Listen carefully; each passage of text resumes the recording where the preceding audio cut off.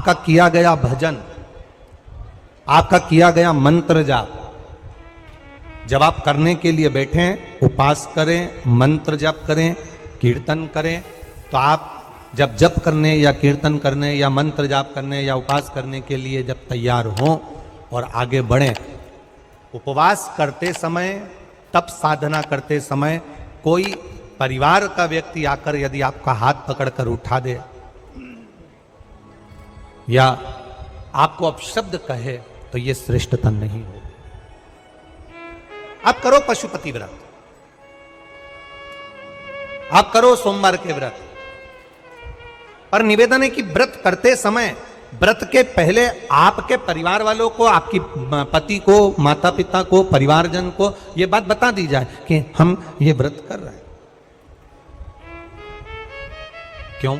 उसका कारण केवल इतना सा है कि जब हम ये परिवार वालों को बता देंगे कि हम व्रत कर रहे हैं, तो आपके व्रत में कोई टोकने वाला नहीं रहेगा, आपके व्रत को कोई रोकने वाला नहीं रहेगा, और आप निष्कपट भाव से भगवान की अविरल भक्ति को धारण कर सकते हो। निष्कपट भाव से भगवान के भजन को धारण कर सकते।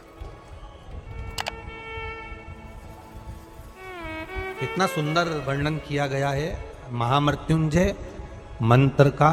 यदि हम किसी ब्राह्मण से अनुष्ठान करवा रहे हैं, महामृत्युंजय मंत्र का यदि हम किसी ब्राह्मण से अनुष्ठान करवा रहे हैं, शिव महापुराण की कथा कहती है, अनुष्ठान पत्नी करवा रही है या पति करवा रहा है, सास करवा रही है या ससुर करवा रहा है, घर का जेठ करवा रहा है या जेठानी करवा रही है। शिव महापुराण की कथा कहती है, जितने लोग आपके घर में रह रहे हैं, जितने लोगों के साथ आप 24 घंटे घर के अंदर रह रहे हैं, जब हम पशुपति व्रत करें या महामृत्युंजय का अनुष्ठान किसी ब्राह्मण से करवा रहे हैं या मंदिर में हम अनुष्ठान करवा रहे हैं, तो भी हमारे चित्तवृत्ति से हमारे परिवार वालों को यह मालूम होना चाहिए कि मैंने उन ब्राह्मण के द्वारा अपने परिवार के हित के लिए, अपने बुजुर्ग के हित के लिए, अपने घर के हित के लिए मैंने महामृत्युंजय का अनुष्ठान करवाया है। उसका पुण्य 4 गुना बढ़ता है, जिससे घर के लोगों में कोई विस्मयता उत्पन्न ना हो।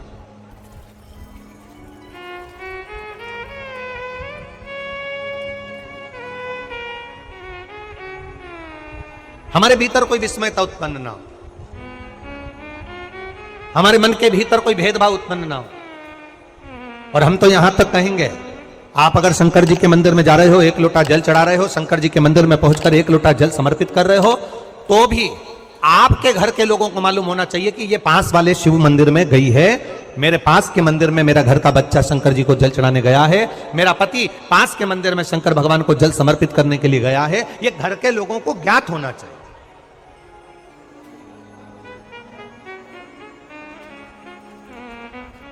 घर के लोगों को यह मालूम होना चाहिए कि ये पास के मंदिर में मेरी धर्म पत्नी गई है, पास के मंदिर में मेरे माता पिता गए, पास के मंदिर में मेरे परिवार के लोग गए। ये आपकी चित्तवृत्ति में और परिवार की चित्तवृत्ति में ये बात रहना चाहिए, छुपा कर नहीं जाना।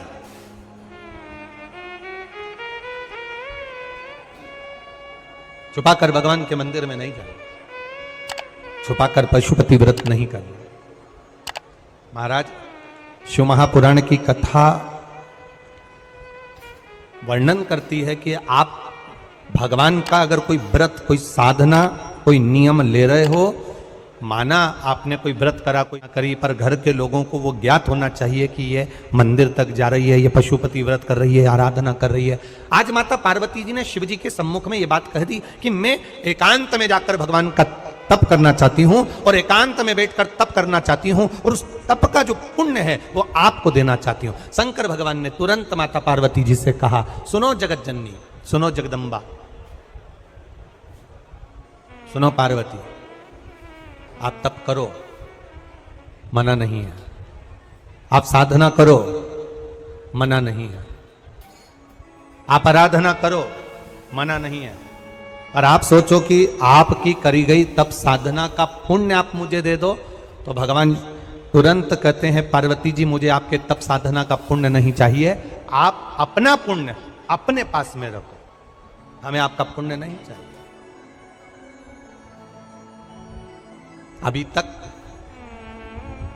जितनी शिव महापुराण की कथा हुई, उस कथा में आज तक ये बात नहीं निकली जो आज आप लोगों के बीच में इस भोपाल नरेला विधानसभा में जो कथा चल रही है, इसमें ये कहना चाह रहे हैं। बड़ा ध्यान लगाकर सुनना। आप अगर 5 महीने तक, 6 महीने तक, 3 महीने तक, 2 महीने तक, 15 दिन, 20 दिन, 1 महीना, 1 साल, 2 साल, 8 साल, 4 साल अगर आपने शंकर भगवान को जल चढ़ाया है, तो शिव महापुराण की कथा यहाँ तक कहती है कि आपके घर में अगर कोई व्यक्ति बहुत दयनीय स्थिति में पड़ा हुआ है, हॉस्पिटल में पड़ा हुआ है, कोई तकलीफ में पड़ा हुआ है, कोई कष्ट में पड़ा हुआ है,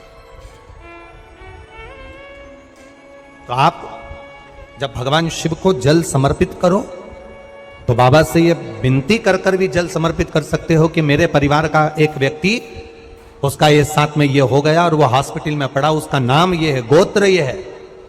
बाबा, हमने जो तप साधना करी है, हमने जो इतने महीने तक आपको जल समर्पित करा है, हमने जो बेलपत्र समर्पित करी है, मेरे बाबा आज स्वीकार करना।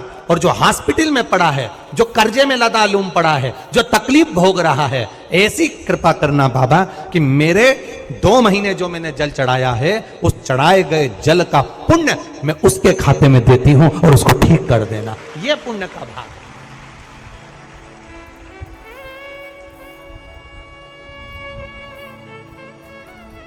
ये पुण्य का भाग है।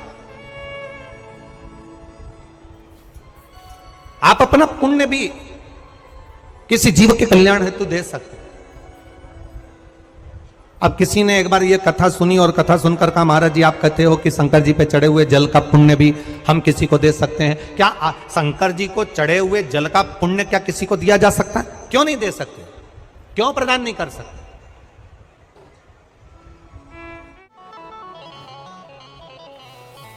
एक पुण्य का अपने भीतर एक विचार फिर करिएगा। बड़े बड़े सावधानी की कथा है। आप लोग सोचो कि यह कथा यहां से सुनी, यहां से निकाल दी, बच्ची कुची थी, कपड़े में झटकार दी। यहाँ कथा अगर सुनने के लिए आए हो तो थोड़ा दिल लगाकर सुनना, मन लगाकर सुनना।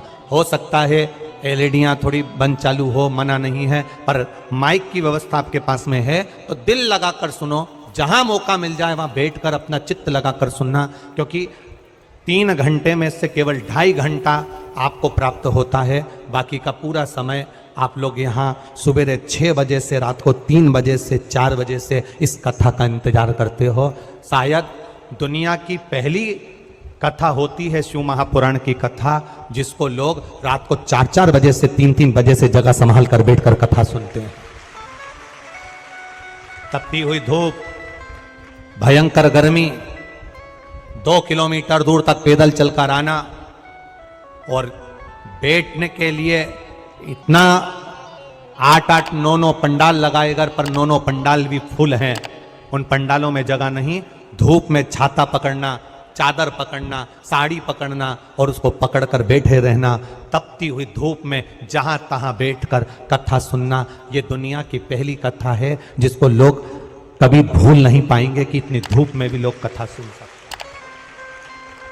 इतनी धूप, इतनी गर्मी, और केवल एक जगह नहीं, जहां शिव महापुराण की कथा का रसतत्व होता है वहां लोग इंतजार करते हैं 3-3 बजे तक। इसको छूटने मत देना। करण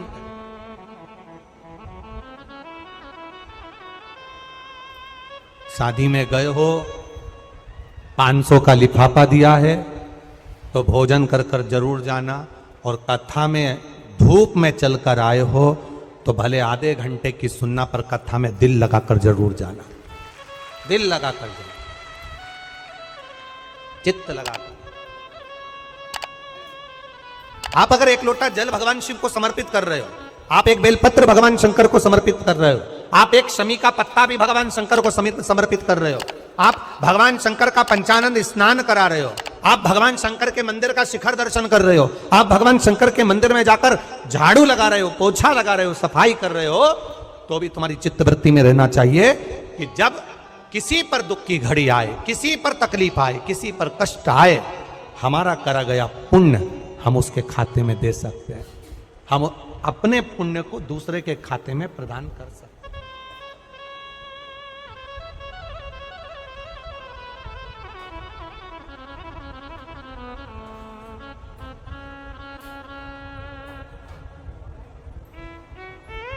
बेलपत्र, जरा ध्यान देना हो। ये बेलपत्र जो होता है,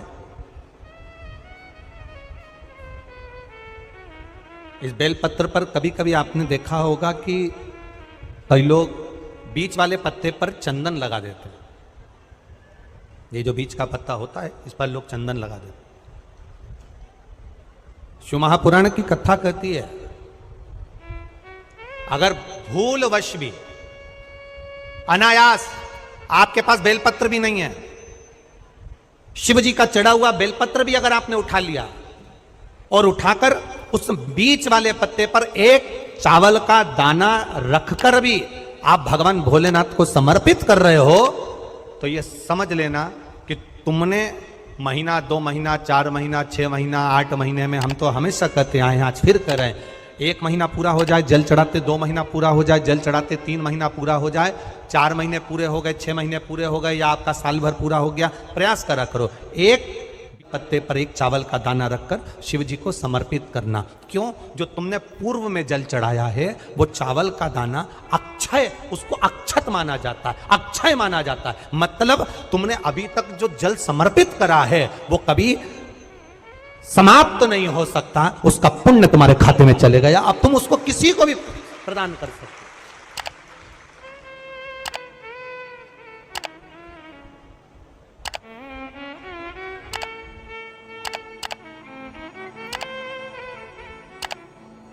बहन भाई को तिलक करती है रक्षाबंधन पर, माथे पर तिलक लगाने के बाद में चावल लगाती कि नहीं लगाती? बोलो, जम के बोलो जरा। लगाती है? बोलते जाओ जरा।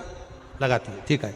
मंदिर में आप पूजन कर रहे हो, घर में कोई अनुष्ठान कर रहे हो, पंडित जी तुम्हारे मस्तक पर तिलक करते हैं तो चावल लगाते कि नहीं लगाते? बोलो बोलो, जम के बोलो। लगाते हैं। तुम्हारे घर में शादी ब्याह होता है तो तिलक करा जाता है तो चावल लगाया जाता कि नहीं लगाया जाता? लगाया जाता। सब समय पर चावल, मस्तक पर कंकु का तिलक, चंदन का तिलक, जो भी तिलक तुम्हारे मस्तक पर लगा है, कोई अगर लगाएगा शुभ कार्य में तो चावल जरूर लगाएगा। बस एक कार्य ऐसा होता है जिस समय पर मस्तक पर तिलक करा जाता है पर चावल नहीं लगाया जाता।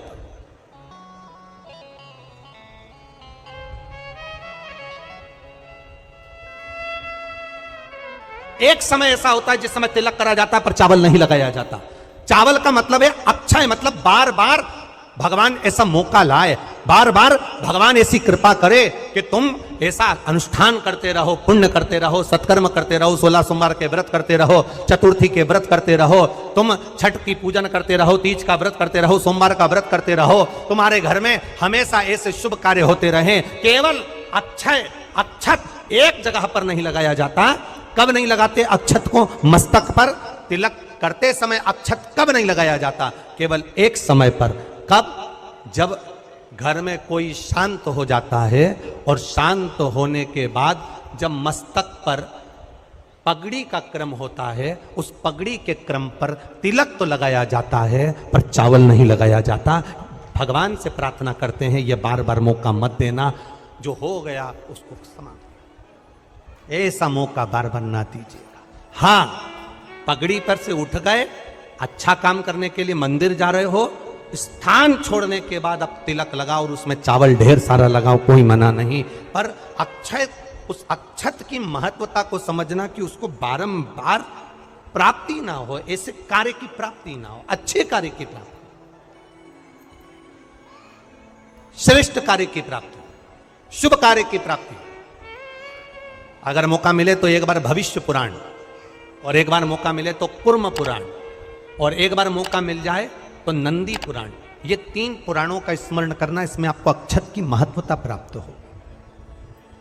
भविष्य पुराण, कुर्म पुराण और नंदी पुराण, इन 3 पुराणों में आपको अक्षत की महत्वता प्राप्त होगी कि चावल की महत्वता क्या है। एक चावल का दाना जब अशोक सुंदरी वाली जगह पर चढ़ाया जाता है, एक चावल का दाना अशोक सुंदरी वाली जगह पर चढ़ाया जाता है। हम माताओं से हमेशा कहते हुए आए हैं, आज फिर निवेदन करेंगे, जिस माता के गर्भाशय में गांठ हो गई हो, जिस माता के गर्भाशय में गठान पड़ गई, अक्षत, एक चावल का दाना, गर्भाशय में गांठ हो गई, डॉक्टर को दिखाया, गर्भाशय में बच्चा दानी के अंतर्गत गांठ पड़ गई, गर्भाशय में गांठ पड़ गई, बड़ी तकलीफ की जिंदगी जी रही है, डॉक्टर कह रहे हैं ऑपरेशन करवाओ, डॉक्टर कह रहे हैं ऑपरेशन करवाना पड़ेगा। एक बार मेरे भोलेनाथ पर जल चढ़ाना प्रारंभ करो, एक चावल का दाना अशोक सुंदरी के, अशोक सुंदरी की जगह मालूम है ना सबको? अरे बोलो अशोक सुंदरी,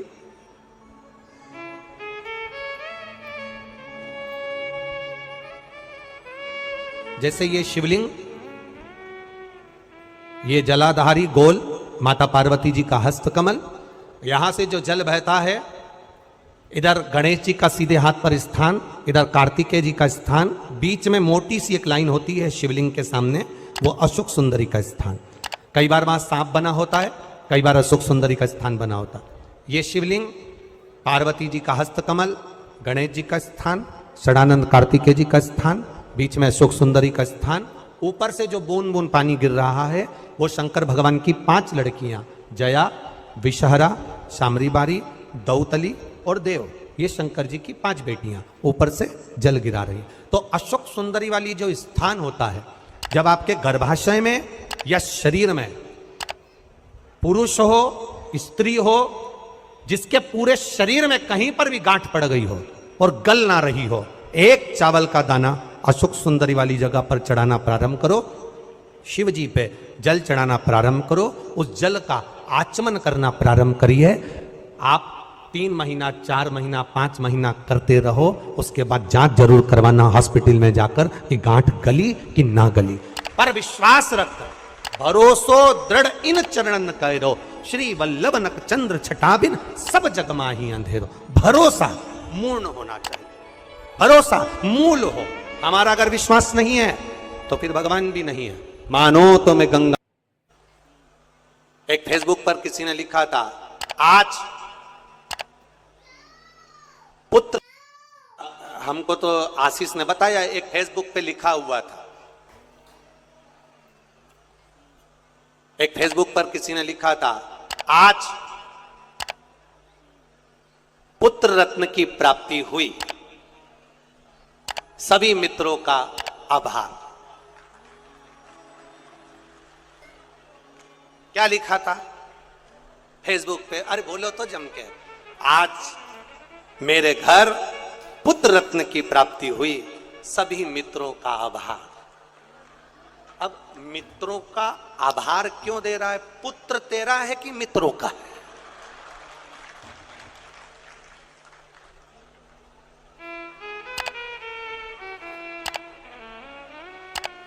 बोलो जम के बोलो। लिखना चाहिए ऐसा, पर स्मरण नहीं है, चित्तवृत्ति में नहीं आया है, ये आना चाहिए।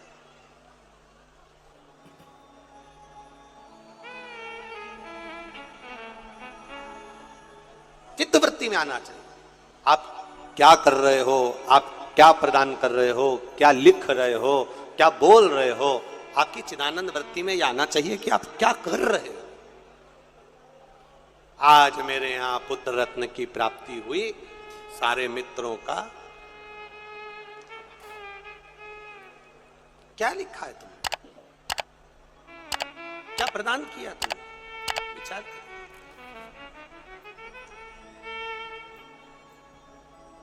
आभार किसका होना चाहिए था?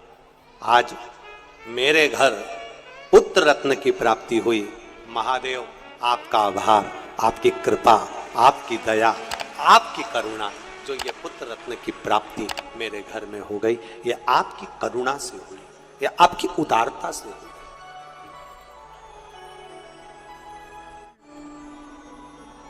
ये आपकी करुणा है, ये आपकी उदारता है।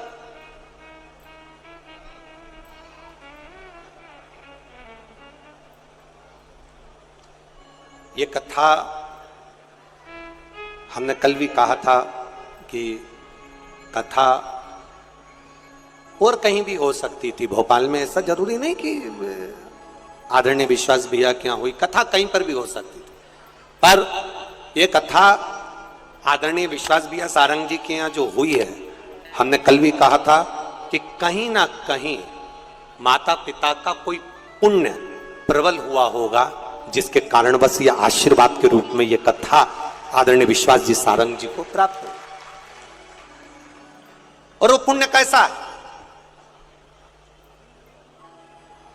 जब हमने पता करा तो हमारे स्मरण में आया कि जब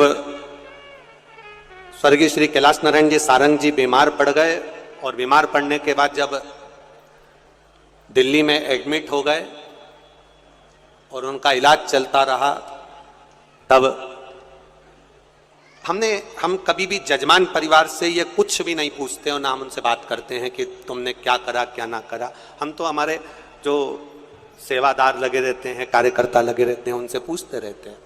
तो बताया कि गुरुजी, विश्वास भैया सारंग भोपाल में उस समय पर भी मंत्रिमंडल में थे जिस समय पर पिताजी का स्वास्थ्य खराब था, तो यहाँ पर संभालते हुए यहाँ पर भी सारी मीटिंग अटेंड करना और रात के समय जाकर अपने माता पिता की सेवा करना दिल्ली में, यह कोई सहजता का विषय नहीं होता।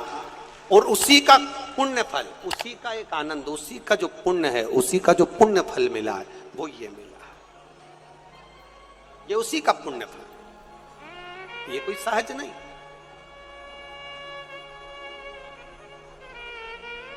इतनी शिव महापुराण की कथा करी, पूरे भारत में करते रहते हैं, पर पहली शिव महापुराण की कथा ऐसी हुई है जिसमें रेलवे स्टेशन पर भी भक्तों को लाने के लिए बस लगाई गई।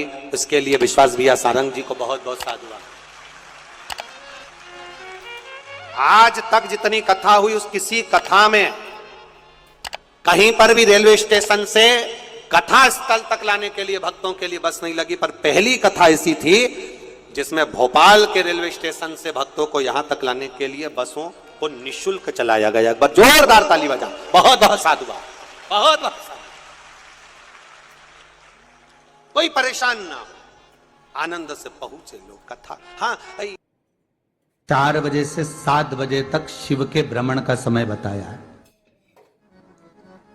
शाम को, तो 7 बजे से लेकर फिर रात्रि 9 बजे तक लक्ष्मी और दरिद्रता फिर भ्रमण पर जाती। इनका एक समय निश्चित है महाराज, भ्रमण कर कर आ जाना। अब इस बीच में जब लक्ष्मी और दरिद्रता दोनों निकल कर जा रही हैं तो दोनों एक भाव रख कर जाती हैं कि आज हमको कहां प्रवेश करना।